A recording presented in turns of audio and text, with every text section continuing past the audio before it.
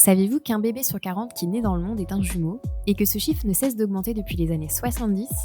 Bonjour, je suis Camille, maman de jumeaux et hôte de Coup Double, le podcast qui explore l'univers de la parentalité multiple. Chaque semaine, à travers des récits sincères de parents de jumeaux, des échanges avec des experts ou des conseils concrets inspirés de mon propre vécu de maman, je vous accompagne dans les hauts et les bas de cette aventure unique qui est celle d'être parent de jumeaux. Alors bienvenue dans l'univers exceptionnel et fascinant de la gémellité. Bienvenue sur Coup Double. Bonjour à toutes et tous et bienvenue dans ce nouvel épisode de Coup Double. Aujourd'hui, je vous retrouve pour un épisode à deux voix très touchant, dans lequel mon invitée Julie revient avec nous sur le long parcours qu'elle a traversé pour être aujourd'hui l'heureuse maman de 3 enfants, Livia et Maë, ses jumeaux, et Nella, la petite dernière. Après 4 ans d'un long parcours PMA et des doutes profonds sur sa capacité à devenir mère, Julie décide de prendre les choses en main. Elle ose s'imposer face au corps médical et insiste pour qu'on lui transfère les 2 derniers embryons de son ultime FIV. Alors que les médecins sont très pessimistes et prédisent un arrêt précoce de cette grossesse, elle fait mentir tout le monde. Les 2 embryons se sont finalement accrochés et elle attend des jumeaux. Et pourtant, cette grossesse tant espérée n'a pas été de tout repos. Entre vomissements incessants les premiers mois, douleurs intenses et hospitalisation pour contraction précoce, sa grossesse se finit par un accouchement express en urgence à seulement 32 semaines d'aménorrhée. Dans cet épisode, Julie nous raconte les hauts et les bas de son parcours vers la maternité. Elle nous explique comment elle a réussi à s'imposer à de nombreuses reprises contre l'avis du corps médical, car elle seule croyait en ses bébés. Elle revient sur son accouchement express et la rencontre avec ses 6 petits bébés, Livia et Maë, nés prématurés. Et elle nous explique aussi pourquoi, alors que ses jumeaux n'avaient que 9 mois, elle se lance dans un nouveau protocole PMA, lui permettant d'être aujourd'hui à la tête d'une famille de 3 enfants rapprochés. Avant de commencer, je voulais vous remercier pour vos retours sur nos derniers épisodes, parce que vous êtes de plus en plus nombreux à nous écouter, à écouter nos histoires de parents de jumeaux. Donc pour continuer à nous soutenir dans cette aventure, je vous invite à suivre Coup Double ou à laisser une note ou un commentaire depuis votre plateforme d'écoute préférée, parce qu'évidemment, ça aide beaucoup le podcast à se faire connaître. Maintenant, je vous laisse avec Julie. Préparez-vous à rire et à pleurer en écoutant son histoire. Et moi, je vous souhaite une bonne écoute. Bonjour Julie. Bonjour Camille. Comment ça va ? Ça va très bien et toi ? Très bien, merci. Je suis vraiment ravie de t'avoir à mon micro. J'ai déjà pu découvrir un petit peu ton histoire parce qu'on se suit mutuellement sur Instagram. Est-ce que pour commencer, tu peux justement nous dire qui tu es ? Alors, donc moi je m'appelle Julie, je suis sophrologue spécialisée en périnatalité et maman de 3 enfants, dont des petits jumeaux de 3 ans que j'ai eus par PMA. Voilà, mes 3 enfants sont issus de fécondation in vitro. Ça a été un long parcours pour avoir les jumeaux, on a mis 4 ans.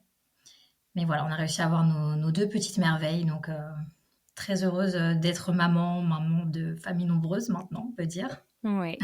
Est-ce que tu peux nous donner le prénom de tes enfants ? Bien sûr, donc j'ai mes jumeaux Livia et Maë, et ma petite dernière qui s'appelle Nella et qui a 1 an.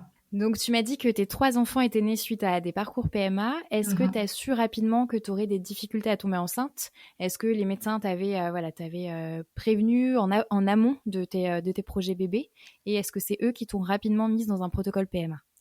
Alors en fait, ce qui s'est passé, c'est que j'ai eu des soucis de santé autres, voilà. Et donc j'ai eu beaucoup de rayons au niveau du bassin, colonne vertébrale. Mais voilà, j'ai eu beaucoup de rayons et à l'époque, c'est vrai que ça m'inquiétait. Et on m'a dit non, vous inquiétez pas, vous êtes jeune, etc. Sauf que donc j'avais 25 ans, quand j'ai arrêté la contraception, très vite, j'ai senti qu'il y avait un souci au niveau de mon ovulation. Alors voilà, on a essayé naturellement pendant 1 année, ça fonctionnait pas, mais j'étais complètement déréglée au niveau de mes cycles. C'est ça, c'est que tu sentais que tes cycles étaient complètement aléatoires. Oui, et surtout très courts. J'avais des tout petits cycles, j'avais des règles très douloureuses. Et je sentais que j'ovulais pas, surtout. J'avais aucun signe d'ovulation. J'avais acheté les tests d'ovulation qu'on peut trouver dans le commerce. Ils étaient tous négatifs, même en le faisant tout le long du cycle. Donc, je me suis dit, c'est quand même bizarre. Et j'avais consulté ma gynécologue à l'époque, qui m'avait dit non, il y a aucun souci. Donc, sans examen, hein. Elle m'avait dit, il n'y a pas de souci. Voilà. Des fois, ça peut être long, etc. Et je sentais quand même qu'il y avait quelque chose. Et j'ai été consulter quelques mois plus tard une autre personne qui simplement m'a fait faire des prises de sang et une échographie endovaginale classique de contrôle. Et là, en fait, ils se sont aperçus, donc déjà au niveau des taux, que c'était pas bon, ce qu'il y avait sur les prises de sang, c'était pas bon. Et au niveau de l'échographie, il y avait un épanchement dans le sac de Douglas. C'est un endroit qui est derrière l'utérus, qui est censé se remplir d'eau au moment de l'ovulation, qui est après censé se vider. Et là, en fait, à ce moment-là, il me dit, c'est pas normal parce que vous êtes en fin de cycle. On n'est pas censé avoir un épanchement à l'intérieur. Et en fait, il me parle tout de suite d'intervention chirurgicale, d'opération, et il me réoriente vers l'hôpital. Donc moi, je comprends pas trop. Pour moi, j'avais ciblé ovulation. Je pensais pas qu'il y avait autre chose peut-être de plus important. Donc j'ai été rebasculée vers l'hôpital. Et là, donc, en faisant d'autres examens, bon, bien évidemment, ils m'ont tout de suite aussi rapidement parlé de PMA. On m'a fait très vite comprendre. On a fait d'autres examens. Et ça s'est malheureusement avéré. Enfin, voilà, il y avait vraiment un souci. Et je l'ai appris à ce moment-là. Et donc, ce que j'avais, c'était une insuffisance ovarienne sévère précoce. En gros, on me dit, voilà, vous avez la réserve ovarienne d'une femme de 55 ans. J'en avais 25. Donc voilà, on me dit, voilà, il n'y a pas d'ovulation, il n'y a pas de pic de LH, donc, l'hormone que l'on retrouve pendant l'ovulation. Chez moi, en faisant plein d'examens, on ne la retrouvait pas, très très faiblement du moins. Et donc, il n'y avait pas d'ovulation. Donc, on me dit, pas d'ovulation, pas de bébé. Donc, nous, on va devoir stimuler pour vous faire ovuler. Mais par contre, au vu des taux que vous avez, ça va être très compliqué. Voilà, le gynécologue qui m'a suivi ensuite pendant toutes même mes PMA d'ailleurs, même pour la dernière, j'ai eu le même gynécologue qui est super. Et lui, il a quand même cru en moi. Il m'a dit, écoutez, vous avez un bilan préménopause, hein, bientôt même qui tend vers une ménopause, mais en gros, ça va être compliqué, mais on va tout faire pour. Je ne vais pas vous lâcher et on va essayer de le faire, ce bébé. Mais en sachant que ça allait être compliqué pour moi. Ouais. À ce moment-là, toi, comment tu te sens par rapport à ça? Est-ce que justement, tu fais confiance à ce qu'il te dit? Est-ce que t'as encore des doutes? Voilà, comment tu te sens à ce moment-là? À ce moment-là, moi, je me suis effondrée. Parce qu'en plus, ça faisait très longtemps que je voulais être maman. C'était le grand rêve de ma vie. J'ai toujours voulu être maman. Je viens d'une famille nombreuse. Voilà, j'ai des demi-frères, des demi-sœurs. On est 7 au total. Donc du coup, pour moi, je n'imaginais pas ma vie sans enfant. En plus, je suis l'aînée et alors été un peu la petite maman avec mes petits frères et sœurs. Les derniers, j'ai beaucoup d'écart d'âge avec le petit dernier. Donc voilà, pour moi, c'était naturel, c'était le rêve de ma vie. Et là, tout s'effondrait à ce moment-là. Parce que même si je le sentais, je ne m'attendais pas à ça. En plus, on a dû m'opérer aussi avant ça. Avant la PMA, on m'a dit, il va falloir vous opérer sous Célio. Enfin voilà. Donc du coup, c'est vrai qu'à ce moment-là, je suis tombée complètement dénue. En plus, je sortais déjà d'un autre combat de soucis de santé que j'avais eu. Donc là, je me sentais sans me sentir en fait de repartir dans ce type de parcours. Et en même temps, j'en avais tellement envie que je me suis lancée, quoi. On m'a estimé à moins de 5% de chance de grossesse. Et même si j'étais effondrée, là, je me rappelle lui avoir dit 5%, c'est pas zéro, donc on y va. Et ça a été compliqué pour le papa aussi. Pour le coup, alors du côté du papa, tout allait bien, mais c'est vrai que le bilan catastrophique était de mon côté, donc il y a une culpabilité quand même, forcément. Bien sûr. On a beau nous le dire, on a beau se le dire, inconsciemment on culpabilise, parce que du coup on est embarqué à deux dans ce combat par la suite. Et puis ça n'a pas été de tout repos. Alors pas tellement physiquement, même si bien sûr il y a des effets indésirables, hein, avec tous les traitements, c'est pas anodin pour le corps. Mais moi, ça a été plus difficile. Ce qui était difficile, c'était les échecs. Ce qui ressort et ce qu'on garde, c'est pas tellement les nausées, les vomissements, les douleurs, les prises de poids, les boutons. C'est pas ça qui reste en fait, hein. C'est pas de ça dont on parle finalement. À chaque fois, ce qui ressort, c'est la difficulté psychologique, c'est les pertes d'espoir, c'est les échecs. Pour ma part, il y a eu beaucoup d'échecs, donc c'est à chaque fois d'avoir cet espoir de grossesse et puis les tests négatifs ou alors il n'y a pas d'embryon ou alors on arrête le processus parce qu'il n'y avait pas assez de follicules, donc rien n'a fonctionné, rien n'a inséminé quand j'étais en insémination. C'est plus ça qui est difficile. Ouais, un peu les montagnes russes émotionnelles. Exactement. D'avoir beaucoup d'espoir à certaines périodes et puis de voir ces espoirs réduire à néant dès qu'on a une nouvelle négative qui arrive. Et puis aussi de tenir sur la durée, parce que comme tu disais, toi, tu as eu 4 ans quand même d'un long parcours PMA avant d'avoir cette grossesse gémellaire. Donc c'est aussi tenir sur le marathon de la durée de ce parcours vers la maternité. C'est ça, et puis ça conditionne toute notre vie en fait au quotidien. Parce qu'on a beau dire il faut pas trop y penser, mais automatiquement on y pense parce que déjà on a des injections à heure fixe. Ça nous bloque aussi même pour partir par exemple en voyage, pour les week-ends. Moi je me suis vue annuler des mariages. des baptêmes, parce que j'avais une ponction, parce qu'on avait un déclenchement. Enfin, ça conditionne, et ça, on ne peut pas le prévoir à l'avance. Donc, ça conditionne toute notre vie, oui. Et au début, on l'a vécu un peu dans le silence, ce parcours-là. Et très rapidement, en fait, on a prévenu nos proches qui ont été au courant. Et après, c'est ça aussi qui est difficile, c'est l'attente aussi des autres. Alors, ça a fonctionné, et, c'est ça. Mais en même temps, je regrette pas d'en avoir parlé parce que je pense qu'on en avait besoin. Enfin, en tout cas, pour ma part, j'avais besoin de ce soutien aussi de mes proches dans cette histoire-là. C'était important qu'ils soient là. Après, la vie, elle continue, hein. La vie, elle continue. On continue au travail, on continue à avoir des naissances autour de nous, nos amis. Enfin, la vie, voilà. La vie, elle continue. Mais nous, on est toujours un peu en suspens de ça. Plus les années passent et plus c'est difficile, je trouve, cette attente-là. Les premières PMA, on va dire que ça a été, même les échecs, ça a été dur le tout premier. Mais après, on se remet rapidement en selle. On se dit, bon, allez, c'était le premier essai. Sauf que quand on voit les tentatives se diminuer, parce qu'on a aussi un nombre limité de prise en Bien charge sûr. par la sécurité sociale, et plus on voit qu'on en a presque plus on se met en plus une pression. Il y a cette espèce d'épée de Damoclès aussi au-dessus de la tête, où on se dit, là, il me reste plus que tant de tentatives, là, ça, là. Et moi, ça a marché, c'était la dernière, quoi.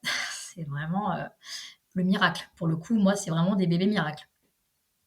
Est-ce que tu peux justement revenir sur ces bébés miracles? Ouais. À quel moment est-ce que tu sais que tu attends ces bébés? À ce moment-là, est-ce que tu sais déjà qu'il y en a deux? Est-ce que c'était deux embryons qui ont été implantés? Comment ça se passe?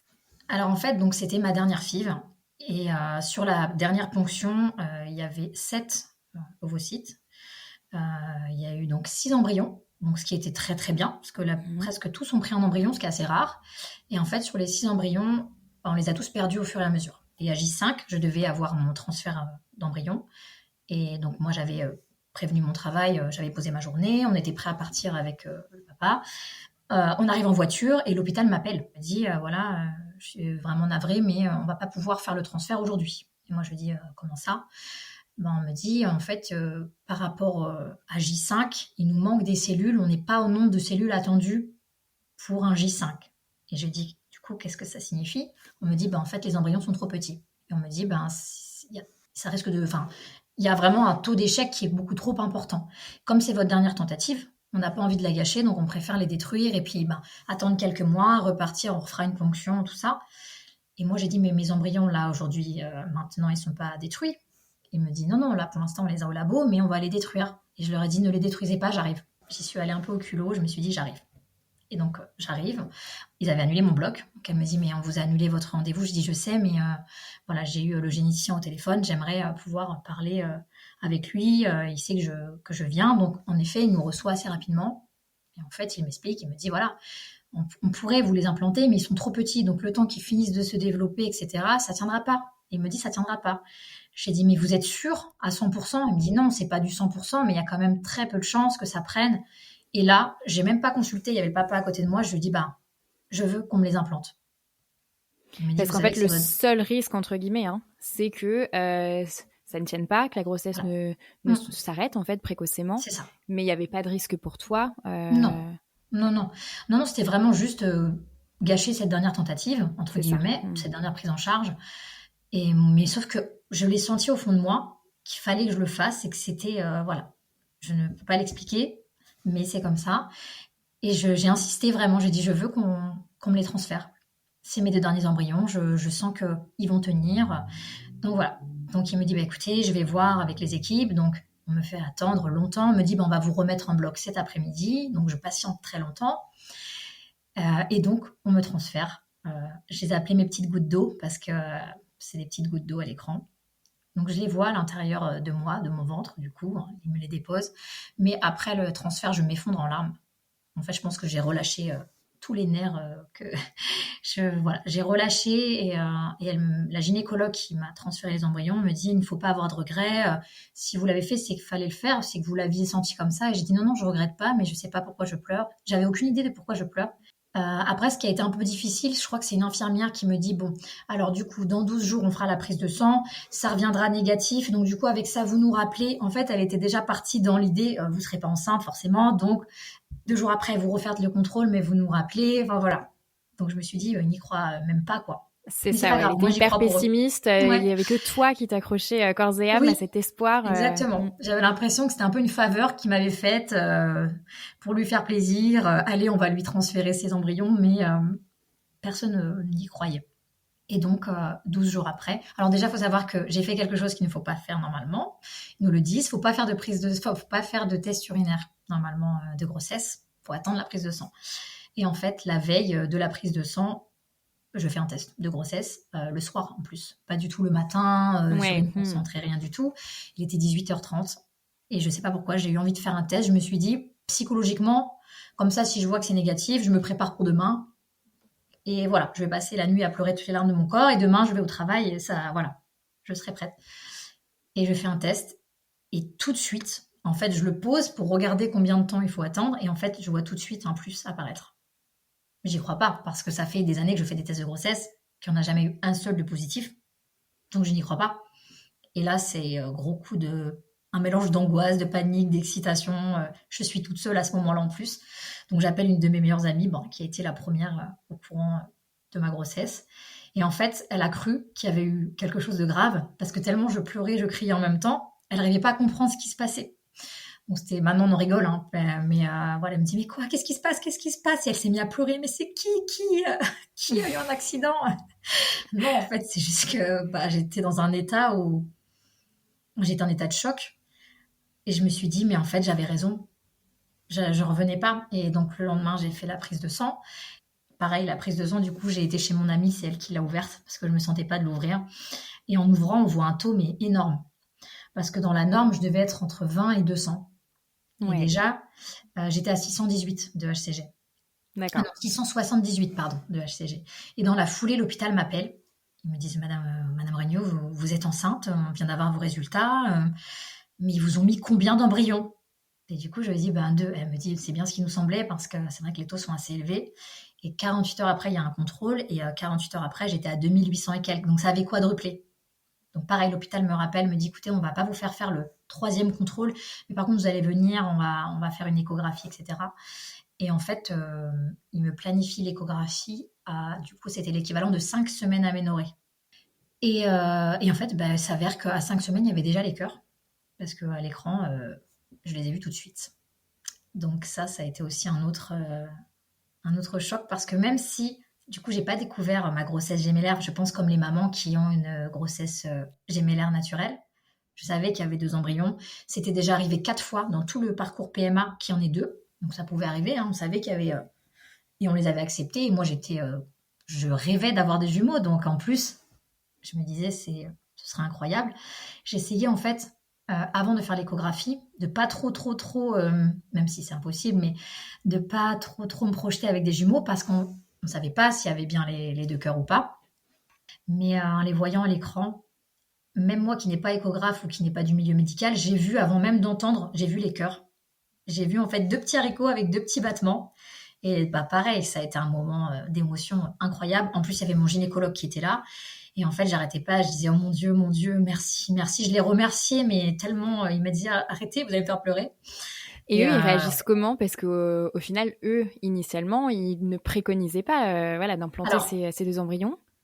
Qu'est-ce le qu'ils te génicien disent, m'a eux? même appelé, m'a dit, écoutez, vous m'avez fait mentir. Vous auriez dû jouer au loto. Je n'aurais jamais pensé. On en a parlé en staff.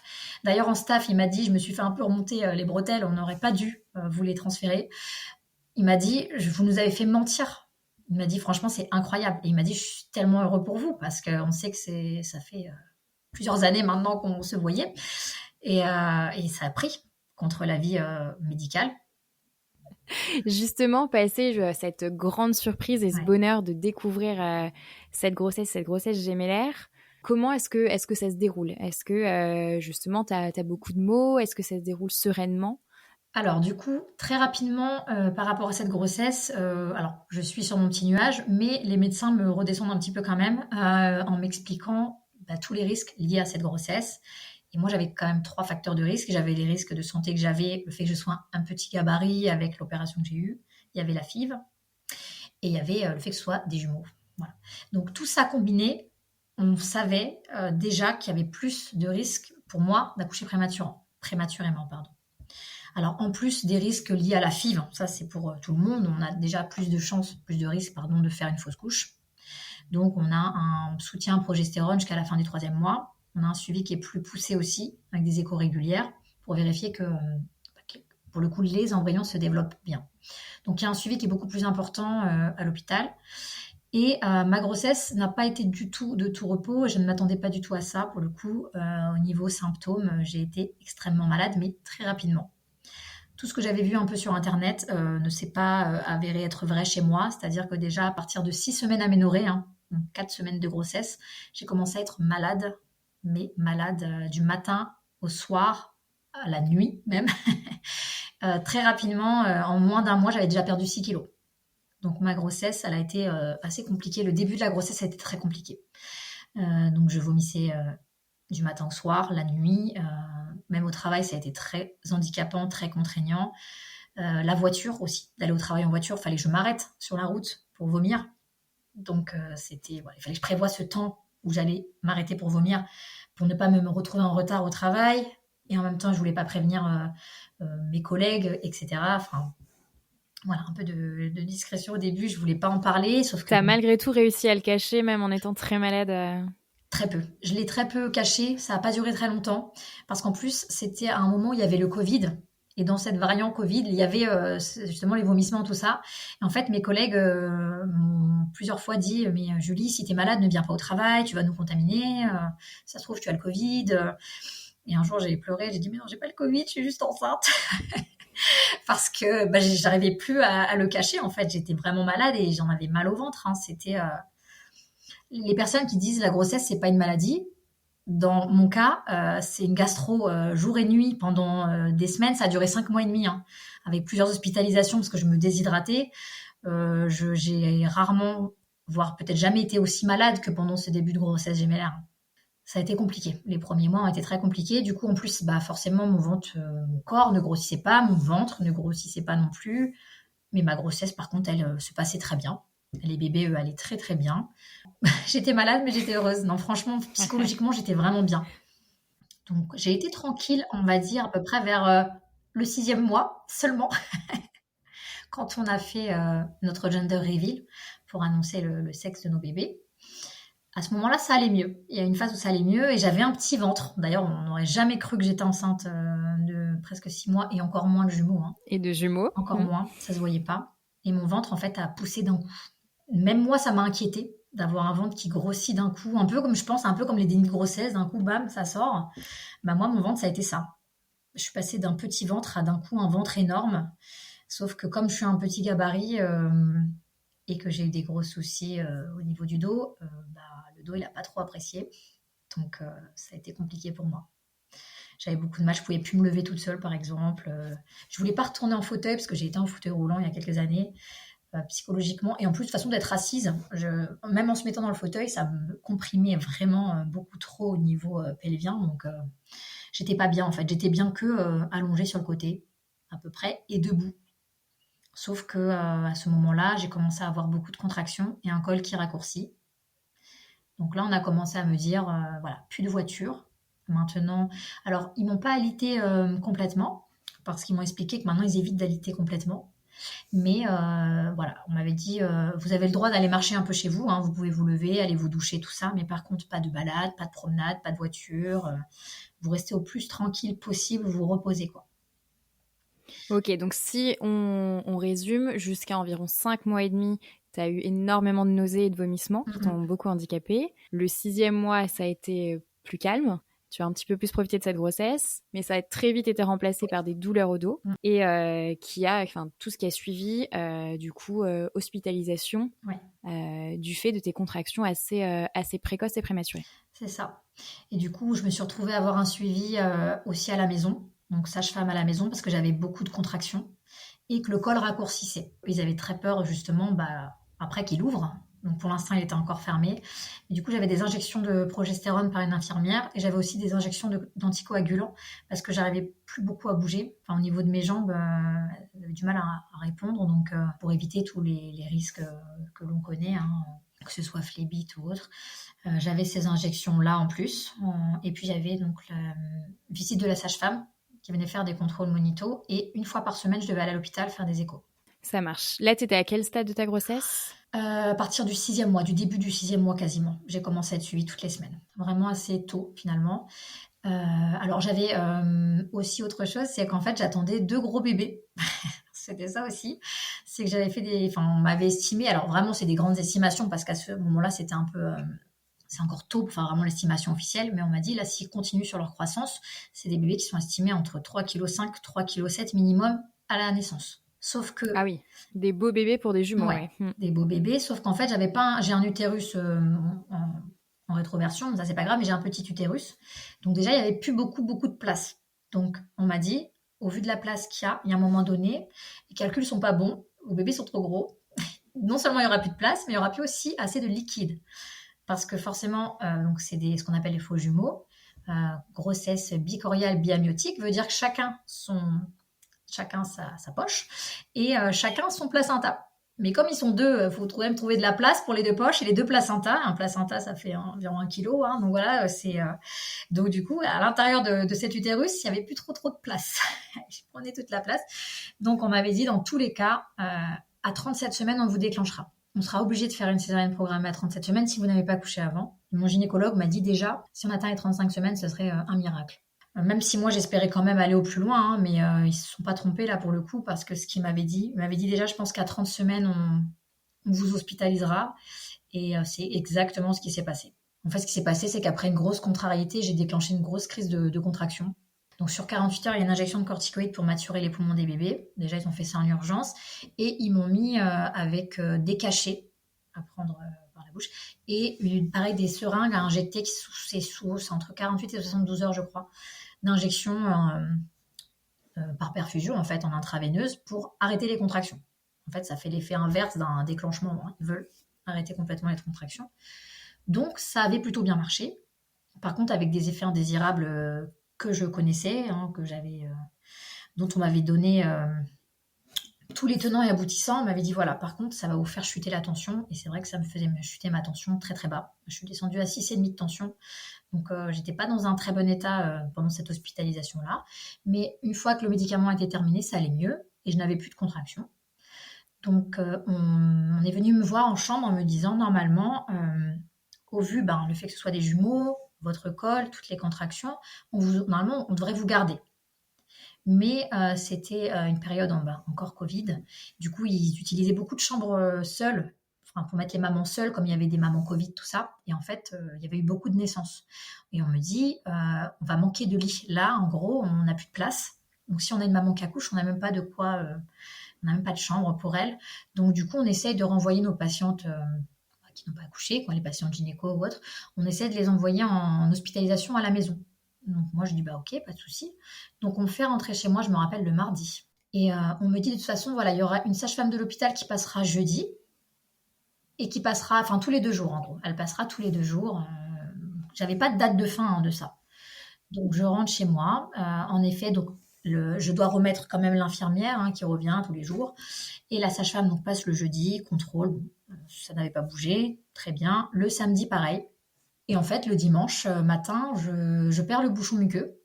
Mais je m'inquiète pas plus que ça, parce que je sais qu'on peut le perdre même très tôt pendant la grossesse, que ça ne veut rien dire. Donc, j'en tiens pas tellement compte. Par contre, j'ai l'impression que j'ai une gastro, parce que je me sens vaseuse, j'ai envie de vomir, je me sens pas comme d'habitude. Même pas comme au début de grossesse, vraiment comme si j'étais malade. Donc, je dis au papa, je pense que je suis malade, je me sens pas très bien. Il me dit, c'est vrai que t'es toute blanche. J'étais pas en forme, donc je vais me coucher, j'essaie de prendre une douche, tout ça. Et là, je sens que vraiment les contractions, c'est de pire en pire. Donc, j'appelle quand même la maternité et ils me disent, écoutez, revenez. Mais dans ma tête, je me dis, c'est dommage parce que la sage-femme, elle vient demain. Elle est venue samedi, elle va revenir lundi. Je vais peut-être y aller pour rien, mais ils m'ont dit non, il vaut mieux venir pour rien que trop tard. Vous venez tout de suite. Donc, on va à la maternité et alors, le col n'a pas bougé. Toujours, il restait 1 centimètre, toujours bien fermé. Mais par contre, on me dit, c'est vrai qu'il y a beaucoup de contractions. On voit que c'est revenu malgré les injections de progestérone, malgré les cachets qu'on vous a prescrits. On n'aime pas trop ça. On va appeler le médecin de garde quand même, parce qu'on était un dimanche à ce moment-là. Le dimanche 12 décembre 2021, je ne pourrai jamais oublier cette date. Donc du coup, voilà, on me remet sous perfusion, donc on me réhospitalise. Et on dit quand même au papa de me ramener ma valise. Quand même, parce qu'ils m'ont dit, je pense qu'on va vous garder jusqu'à la naissance. C'est plus prudent. On est sur une grossesse à risque. On est quand même... là, on arrive seulement aux 32 semaines. Voilà, on va essayer de vous garder. Il faut essayer de garder ces bébés au chaud le plus longtemps possible. Donc, on vous garde. Donc là, la médecin que je vois aux urgences mater me dit, elle cherche même pas à comprendre place ou pas place. Elle me dit, on vous garde.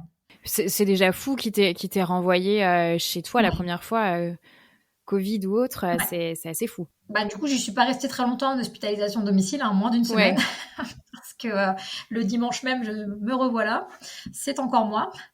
Et du coup, voilà, il m'hospitalise. Je me retrouve dans une chambre double avec une maman qui dort parce qu'en fait, c'est en fin de journée. Et moi, on m'a emmenée assez tard dans la chambre. On me fait manger, tout ça. Et donc, le papa repart.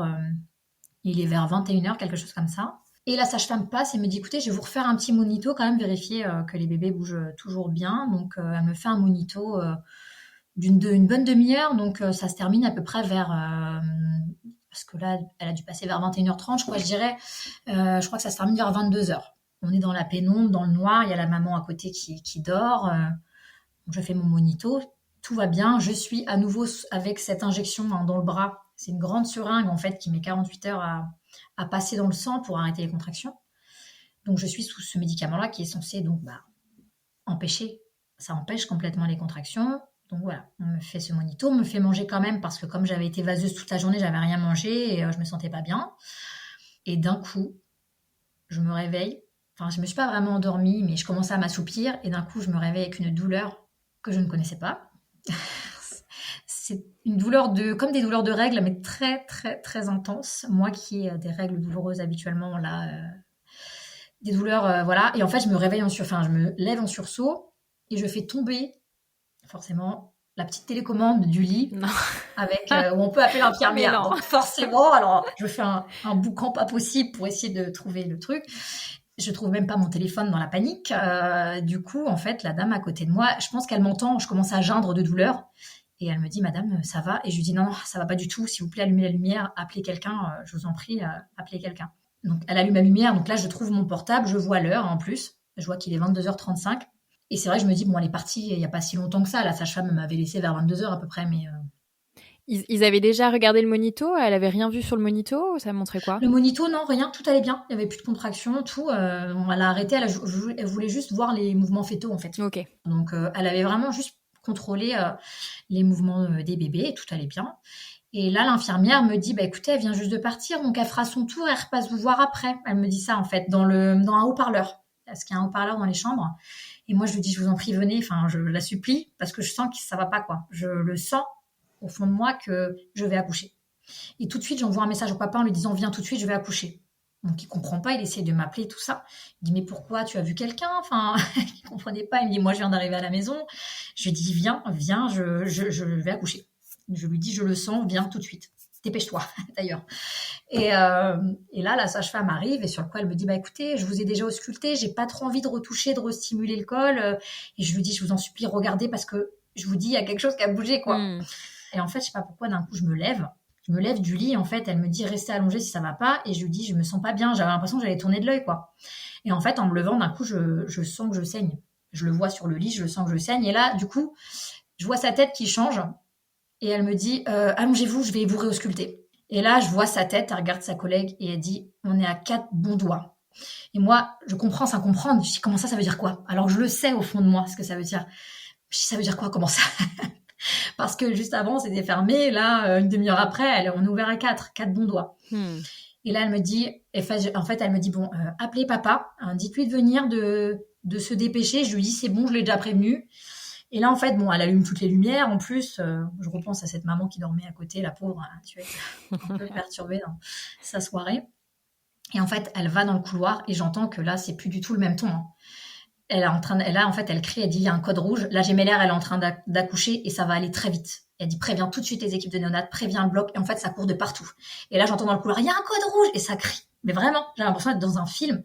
Je les vois arriver en courant avec un brancard. En courant, ils me mettent dessus. Tant bien que mal. Je sais même plus où on est parti, dans le bloc, je crois, directement. En fait, c'est allé tellement vite et j'entendais tout le monde qui courait. Tout le monde qui courait, qui se dépêchait. Et là, c'est dans le bloc. Franchement, il devait y avoir déjà peut-être 6 8 personnes. Et là, en fait, j'entends que ça court et je vois. Je comprendrai après, par la suite, qui c'était, parce que je les vois arriver avec les incubateurs, tout ça. Et en fait, il y a les équipes de néonates qui sont chacune prêtes, chacun d'un côté, à accueillir les bébés. Et ça s'est fait surtout très vite parce qu'en fait, au moment où ils s'installent, le temps d'amener les équipes, il y a une autre médecin qui arrive, en plus que je connaissais, parce que c'est une médecin qui m'avait déjà fait des échos à l'hôpital. Elle est spécialisée dans les grossesses à risque, justement. Donc, je suis trop contente parce qu'à ce moment-là, je la vois, donc c'est un visage rassurant pour moi. Et je vois une autre médecin que j'avais vue aussi pendant ma première hospitalisation. Donc, je vois ces 2 gynécologues-là qui arrivent, qui essaient de me rassurer. Elle me dit, je vais quand même regarder où on en est. Et en fait, elle met sa main. Et là, ma poche des os lui a éclaté dessus. Mais éclaté dessus. Je l'ai vu, ça lui a giclé au visage. Ouais. Alors moi, j'étais confuse, hein, bien sûr. Elle m'a dit, vous inquiétez pas, c'est pas grave, c'est pas grave. Le sang, c'est le vôtre, ne vous inquiétez pas. Et en fait, elle a dit, surtout ne poussez pas. Sauf qu'en fait, ça poussait tout seul. Et en fait, à partir du moment où la poche des os a éclaté, j'ai senti que ça poussait. Et là, je lui dis, ça sort. Elle me dit, ne poussez pas, on n'est pas prêt. Mais c'était incontrôlable. Incontrôlable. Franchement, impossible de contrôler. Hein. C'est physiologique, ça poussait. Et en fait, ils ont juste eu le temps de me faire une piqûre dans le dos, hein, une rachidienne. Ça a été très, très rapide. Le souci, c'est que le temps qui me pique et le temps où ils ouvrent, apparemment, ils n'ont pas attendu le bon nombre de minutes, entre guillemets, parce que quand ils ont commencé à ouvrir, j'ai tout senti. Et d'ailleurs, j'ai secoué mes jambes, j'ai bougé et j'ai hurlé parce que ça m'a brûlé. J'ai eu mal. Et en fait, tout de suite, la gynéco, je la vois faire un signe, je pense à l'anesthésiste. En fait, il a mis un produit blanc dans ma perf. Je le vois mettre un produit blanc. Et en fait, je me sens après partir. J'ai juste vu mon fils. Je me rappelle l'avoir vu à travers le champ. Au-dessus du champ, j'ai su que c'était mon fils parce que c'était le premier bébé qui est sorti, donc j'ai su que c'était mon fils. J'ai même pas vu ma fille, je me rappelle plus d'avoir vu Enfin, je me rappelle plus de rien en fait. Après, je me suis réveillée en salle de réveil, mais sans mes enfants. Et heureusement que j'ai pas su finalement tout ce qui s'était passé. Parce que là, qu'est-ce qui se passe du coup pour tes enfants suite à cette césarienne? Ce qui se passe en fait, suite à cette césarienne, mes enfants sont nés. Mon fils déjà est réanimé de suite, tout de suite. Ils l'ont réanimé parce qu'il n'y avait pas le cœur, donc ça, bon, ça peut arriver. Sauf qu'arrivé en néonate, pareil, son cœur s'est réarrêté de battre. Il a été réanimé 2 fois dans la nuit. Et lui, du coup, alors les deux en fait ne respiraient pas seuls. On m'avait prévenu que 32 semaines, c'est la limite pour que les enfants arrivent à respirer seuls. Ils peuvent potentiellement respirer seuls, mais en tout cas, pour mes jumeaux, les poumons n'étaient pas matures, donc ils n'arrivaient pas à respirer tout seuls. Donc les deux ont été intubés, ils avaient besoin d'une assistance respiratoire. Ma fille n'a jamais été réanimée, elle a fait plusieurs grosses bradycardies, Elle avait besoin d'oxygène, sinon elle serait pas là. Hein.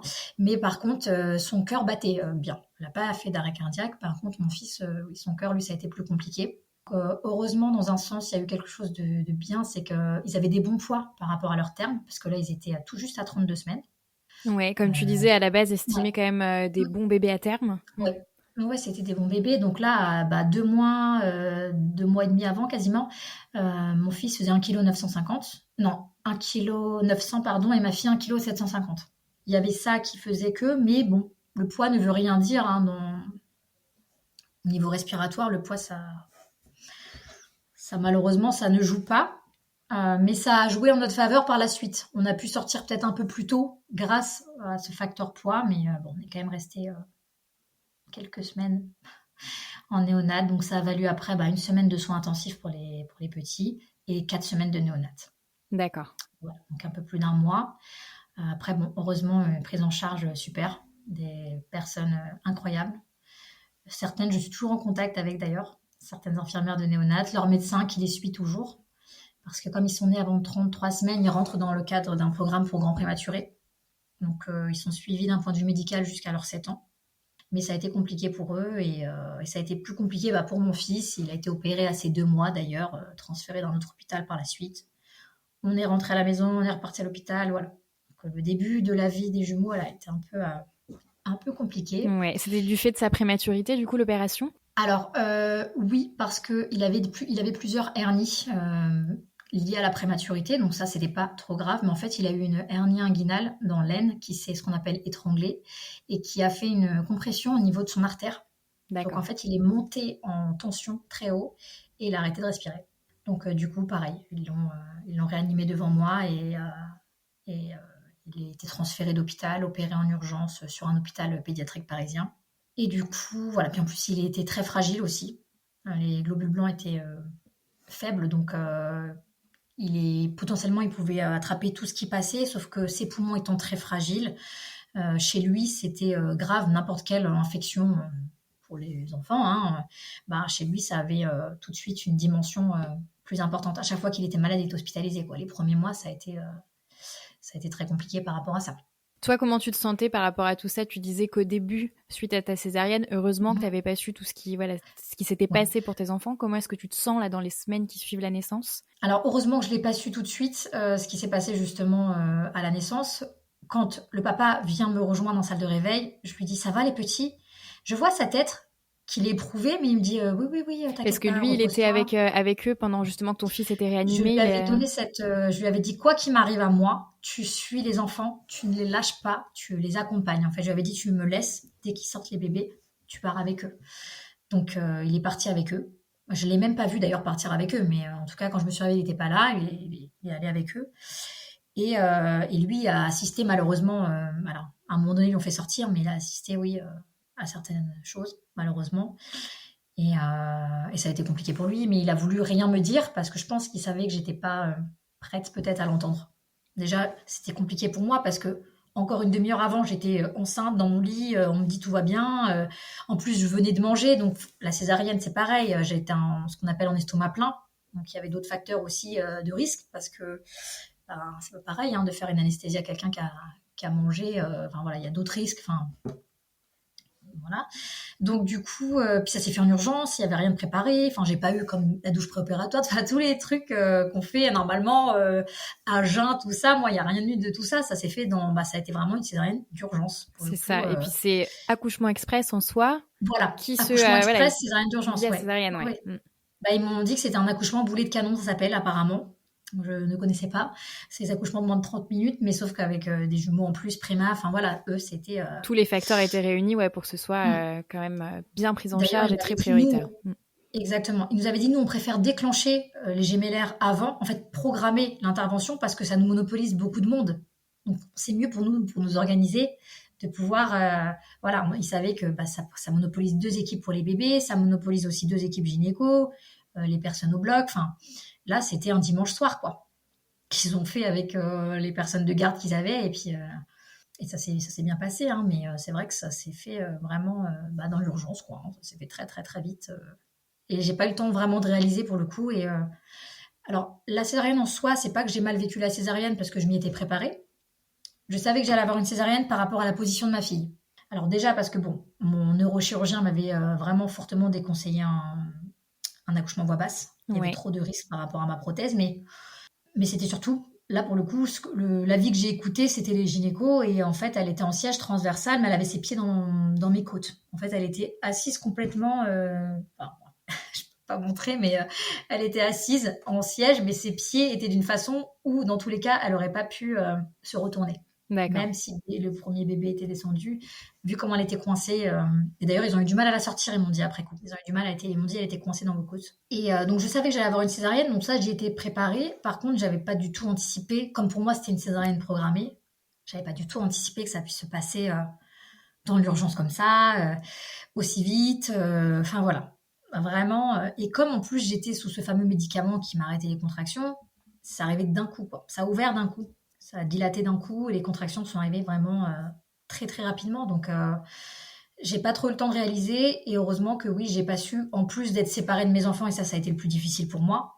Parce que c'est vrai que quand on attend aussi longtemps nos enfants, on n'a qu'une envie, c'est de les avoir contre soi. On les a tellement attendus, tellement rêvés.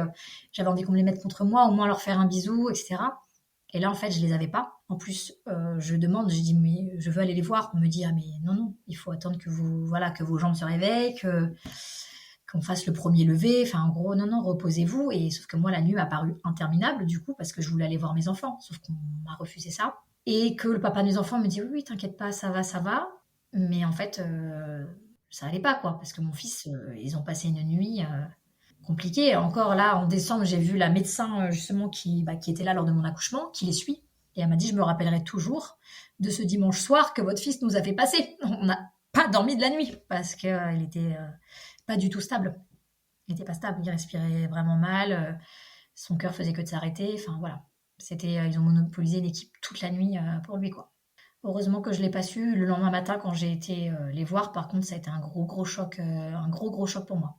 Très Ouais, gros ça a été choc. la douche froide. Qu'est-ce qui est le plus Ouais. difficile à vivre pour toi, justement, à cette période? Déjà, on s'oublie complètement au niveau des douleurs. Bien sûr, j'avais des douleurs de césarienne, j'ai eu des tranchées assez importantes, voilà. Mais en fait, ça, la nuit même, j'ai eu ces douleurs-là. Le lendemain, quand j'étais avec mes enfants, j'ai oublié. J'avais encore ces douleurs, mais on s'oublie complètement, en fait, à ce moment-là. On ne pense plus du tout à soi. Là, j'étais focus sur eux. Et j'ai été choquée, bien sûr, parce que mon premier pas dans la maternité, la première fois que je suis maman, c'est pas du tout ce que j'avais imaginé, espéré, rêvé, en fait. En plus, on fantasme toujours l'arrivée de son bébé, on fantasme l'idée qu'on se fait de la maternité, hein. On pense pas forcément toujours aux points négatifs, mais là, c'est pas les points négatifs. Pour moi, c'était l'horreur, c'était un enfer de voir mes enfants avec des tubes dans la gorge, des tubes dans le nez. Euh, du coup, j'ai jamais vu leur cordon parce qu'en fait, ils avaient un cathéter ombilical dans le nombril, ils étaient branchés de partout. Il y avait juste une couche qui était repliée en 4, histoire d'eux, tellement ils étaient petits. Ils étaient nus dans leur petite couche, enfin, qui semblait énorme en fait en ratio par rapport à leur tout petit corps. Parce que même si c'était des bons bébés, c'est quand même des bébés de moins de 2 kilos. Bien sûr, ça reste très Et c'est petit surtout malgré des tout. bébés qui sont pas à terme. Donc même outre l'aspect poids, c'est vraiment de voir au niveau des membres, etc., des choses qui sont pas encore finies d'être Ouais. développées. Parce qu'il y a des choses qui se font à la fin. Voilà, qu'il n'y ait pas de sourcils, pas de cils, enfin voilà, c'est une vision, même si je les ai trouvées magnifiques, malgré tout. Je les ai toujours trouvées beaux, toujours. Mais c'est quand même des images qui sont choquantes. Quand on n'est pas habitué, quand on n'a jamais vu, et même je pense, si on a déjà vu, quand c'est nos enfants, je pense que c'est encore une dimension émotionnelle différente. Et ça a été vraiment très très très difficile de les voir comme ça. Je pleurais, je me rappelle la première fois que je les ai vus, j'ai pas arrêté de pleurer. Leur médecin me parlait, etc. J'arrivais même pas à entendre. Je les regardais, je pleurais et je me disais, je ne peux même pas les avoir contre moi. Je pouvais juste passer mes mains à travers des trous. Et encore, enfin voilà, on était pour aller les voir, fallait mettre une charlotte, un masque, une combinaison complète, enfin des surchaussettes. On était vraiment comme des cosmonautes pour aller voir nos bébés. Je pouvais même pas les sentir, je pouvais pas les toucher. Alors j'essayais à travers mes mains d'aller toucher leurs petites mains, les endroits pareils où il n'y a pas d'électrode, où ils sont pas scopés parce qu'ils ont des patchs un peu partout, ils ont leurs petites mains. Pareil, il y a des petites sondes pour capter le cœur au niveau des mains, des pieds, donc on ne sait plus où est-ce qu'on peut toucher notre bébé. C'est notre bébé en fait, mais c'est ça qui a été très très dur. Ça a été très très dur. En plus, on était en phase, voilà, on était en plein Covid, donc au niveau des microbes, tout ça, on n'avait pas le droit d'enlever le masque. Donc même quand, des semaines après, je pouvais les avoir dans mes bras, je pouvais même pas les embrasser. Alors, je vous cache pas, ça m'arrivait quand les équipes étaient pas là, discrètement, je baissais le masque et voilà. Je pense qu'on l'a tous fait. D'ailleurs, un jour, je leur ai dit, franchement, j'ai embrassé mes enfants parce que ils m'ont dit, oui, on se doute bien que voilà. Mais c'était dur d'avoir ces bébés et j'ai l'impression qu'on m'a retiré tout leur premier mois de vie, en fait. Alors, on crée du lien, bien sûr. Bien sûr qu'on crée du lien avec nos bébés. Mais quand on les a pas contre soi, c'est vraiment difficile. Je pense Ouais. que si on l'a pas vécu, on peut pas comprendre ce que c'est cette séparation, à quel point on en souffre. Moi, j'ai énormément souffert de cette néonate. Et pour avoir parlé avec plein de mamans qui l'ont vécu, je pense que c'est un vrai traumatisme. Ça reste. Même en ayant d'autres enfants, même, on garde toujours ça, en fait, dans un coin de notre tête. Par contre, ça aide à relativiser, hein. Moi, je relativise beaucoup. Beaucoup, beaucoup. Dans ma maternité, à chaque fois que c'est difficile, je me dis, Julie, ils sont là, ils sont en vie, ils sont bien. T'as de la chance.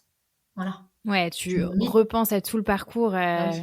par lequel t'es passé. Je me mets souvent cette piqûre de rappel quand des fois c'est difficile, quand le quotidien il prend le dessus. Ouais. Aujourd'hui, comment est-ce qu'ils vont? Parce que tu disais que voilà, dans les premières Ouais. années, et là toujours, ils ont un suivi jusqu'à leurs 7 ans. Est-ce qu'ils Oui. ont justement des séquelles ou des pathologies, des suites de la prématurité? Alors j'ai eu de la chance, il n'y a pas de grosses séquelles. Au début il y a eu, mais ça s'est rectifié. Retard de motricité. Voilà, mon fils a mis longtemps avant de s'asseoir, de se mettre à quatre pattes, de marcher. Mais on a fait beaucoup d'exercices, il était beaucoup stimulé, beaucoup suivi. Donc il a tout rattrapé par rapport à ça. Ma fille a des troubles de l'oralité, Ouais, mais ça reste tu quand peux même nous léger. expliquer ce que c'est? Alors moi je ne connaissais pas. j'ai découvert ça, pour le coup, avec ma fille, quand on a commencé à lui donner des morceaux. En fait, elle ne supportait aucun morceau. Au début, quand on commence la diversification, ça a été très compliqué pour elle de manger. Très compliqué. Je les ai allaités 5 mois et demi, pareil. De repasser à du biberon, le sevrage a été compliqué. En fait, tout ce qui est changement de texture, pour elle, c'est compliqué.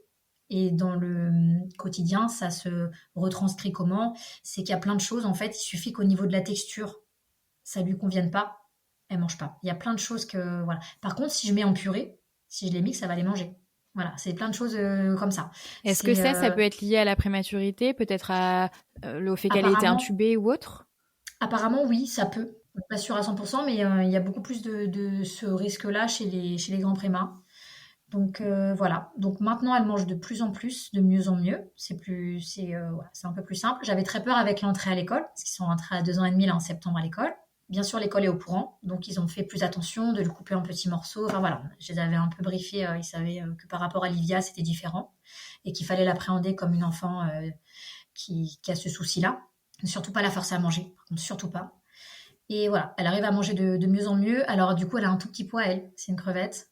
Elle est vraiment à l'entrée du bas de la courbe, mais tant qu'elle grossit, voilà, le médecin me dit tant qu'elle grossit, on s'inquiète pas. Bien sûr. Toi, tu disais Ouais. que tu les avais allaités. Comment est-ce que s'est passé justement ce début d'allaitement? Est-ce que c'était quelque chose qui te tenait à cœur d'allaiter tes bébés? Alors oui, je voulais allaiter. Je m'étais pas non plus focalisée dessus parce que je savais qu'avec des jumeaux, ça allait peut-être être plus compliqué. Je savais pas comment j'allais gérer, etc. Donc je voulais allaiter, bien sûr, mais je m'étais dit, voilà, je me mettais pas de pression. Je l'aurais pas vécu comme un échec si j'étais passée au biberon. Moi, comme je dis toujours, hein, peu importe comment on alimente son enfant, tant qu'on le nourrit avec amour, c'est ça l'essentiel. Donc j'avais pas de pression par rapport à ça.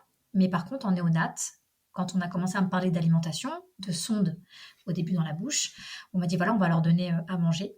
Par contre, alors on m'a dit ça dès le début, hein, quand on leur donnera à manger, vu l'âge qu'ils ont, l'âge corrigé qu'ils ont, enfin, ils sont des 32 semaines, en gros, leur estomac, il ne pourra pas digérer du lait artificiel. D'accord. Il leur faut du lait, voilà. Ils sont trop petits, il faut du lait maternel. Donc, est-ce que vous voulez allaiter? Sinon, on fera appel à un don de lactarium. Enfin, en gros, ils ont un lactarium, je crois que ça s'appelle. Donc, du coup, psychologiquement, je me suis dit, il faut que j'allaite.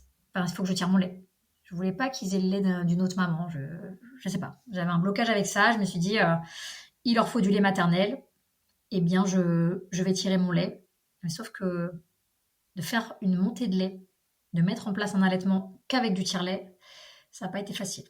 C'est toutes les 3 heures déjà pour tirer son lait. Et au début, on tire pas grand-chose. Mais c'était un peu, oui, c'était une contrainte au début hein, de se tirer son lait. Et puis, bah, ça fait mal en plus. Donc voilà. Mais j'ai rien lâché. J'ai pris plein de choses. Hein. Je me faisais des 1 litre de tisane d'allaitement, des compléments alimentaires. Enfin, j'ai essayé de mettre tout ce que je pouvais Ouais, toutes les chances de de mon ton côté. côté. Ouais. Et j'ai réussi à tirer mon lait et à nourrir mes 2 bébés. Mais heureusement, pareil, en néonate, elles m'ont beaucoup conseillé, beaucoup accompagné aussi là-dessus. Donc ça m'a bien aidée pour le coup. Parce que c'est vrai que je me suis mis une pression, bien sûr, de me dire mes enfants, pour être nourris, ont besoin d'un lait maternel. Parce que c'est la seule chose qu'ils étaient capables de digérer. Vu que bah, l'estomac, on le sait, hein, c'est une des dernières choses qui est maturée chez les bébés. Hein, c'est tout ce qui est digestif. Alors eux, forcément, ça ne l'était pas du tout. Donc ils n'étaient pas du tout capables, même de déglutir tout ça. Hein.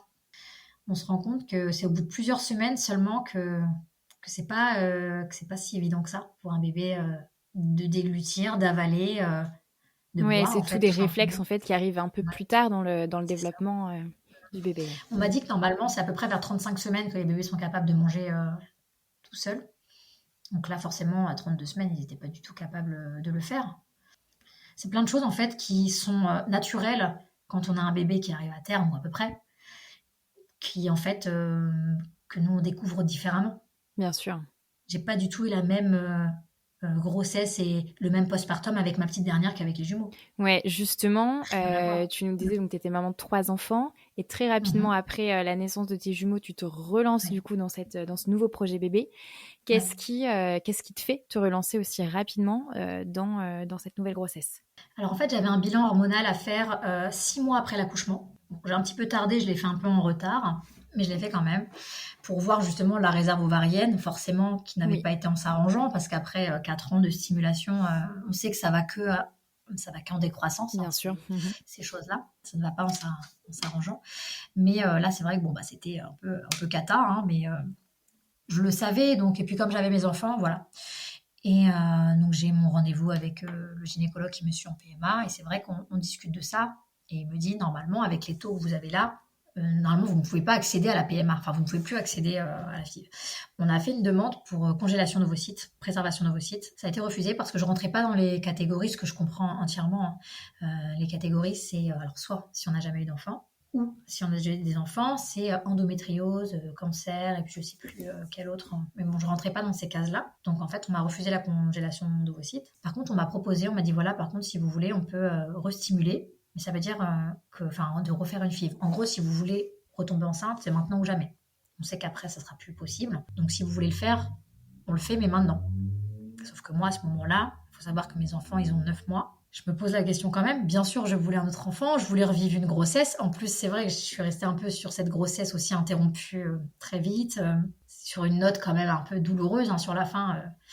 Quand même. Et puis surtout, je voulais 3 enfants, mais je pensais même pas que ce soit possible pour moi. On parle de quelqu'un qui est stérile quand j'ai jamais dû avoir d'enfant. J'en avais déjà 2. Là, on parle de refaire un 3e. Du coup, voilà, on a réfléchi avec le papa et puis on s'est dit, on se lance. De toute façon, si c'est aussi long que les jumeaux, ce sera pas tout de suite, tout ça. Et en fait, il s'est avéré que pour Nella, on a fait plusieurs mois de stimulation. Alors, il restait qu'un embryon. Ouais. Mais ma première FIV a marché tout de suite. Génial. Tout de suite. Mes jumeaux avaient 14 mois quand je suis tombée enceinte du coup. Mais c'est vrai que là, la FIV pour Nella a marché du premier coup. Donc même moi, je n'y croyais pas. J'y croyais pas parce que j'étais habituée à vivre ces phases d'échec. Et là, première FIV, ça fonctionne. Donc incroyable.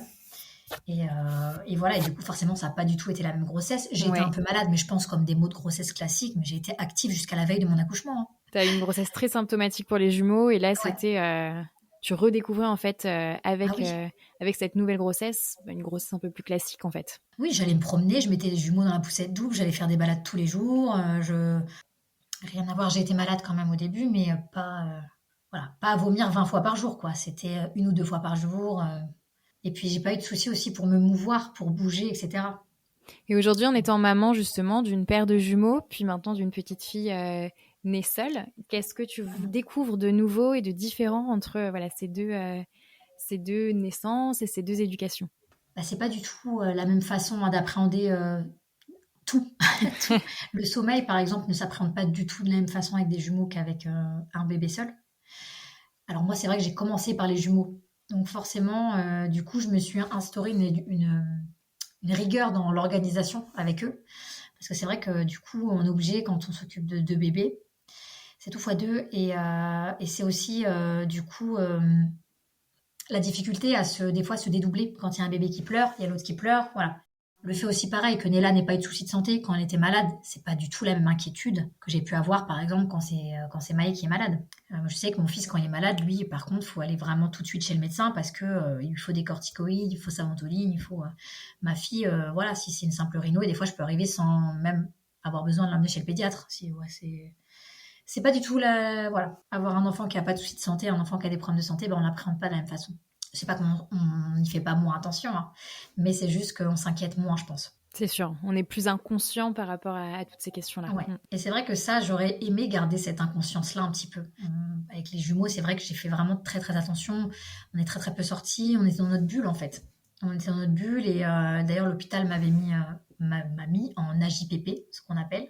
Pendant 2 ans, mes enfants, enfin mon fils, mais du coup ma fille aussi, n'avaient pas le droit d'être en collectivité. D'accord. Et du coup, c'est quoi la JPP? Alors la JPP, alors ça s'appelle l'allocation journalière de présence parentale.